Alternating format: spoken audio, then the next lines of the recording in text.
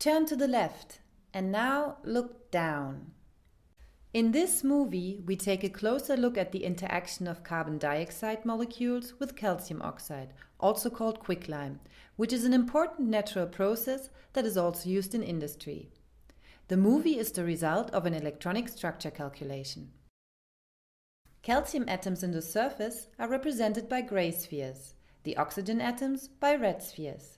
The carbon dioxide or CO2 molecule is shown as a white sphere, the carbon atom, between two red spheres, the oxygen atoms. When CO2 is far from the surface, the molecule is linear. What governs the interaction that we see when the molecule approaches the surface? The atoms are held together by chemical bonds created by the electrons. When the CO2 molecule gets close to the surface, the electrons redistribute. We now take a look at the charge density of the electrons, shown in yellow. What exactly happens to the electrons is hard to spot here, as the changes are small compared to the overall value of the electron density. Therefore, it is a good idea to compare the situations when the CO2 molecules are far away to when they are close to the surface. In other words, we take a look at the difference of the electron density in the two scenarios. Now, the red color reflects an increased electronic charge density, while the blue color marks a depletion of electrons.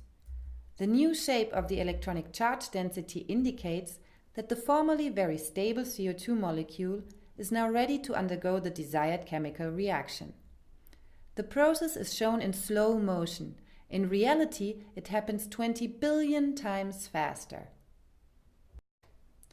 Why is this interesting? Carbon dioxide is a highly problematic greenhouse gas that is produced, for example, by cars, as well as in the steel and cement industries. CO2 emissions are the main reason behind man-made climate change. However, in principle, it is also possible to use CO2 as a beneficial raw material for making valuable chemicals, including fuels for transport and for heating.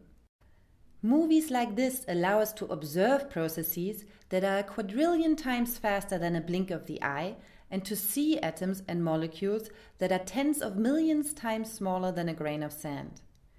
This helps us to look deeper than ever before into the processes at the surfaces of catalysts that are used extensively in industry to accelerate chemical reactions.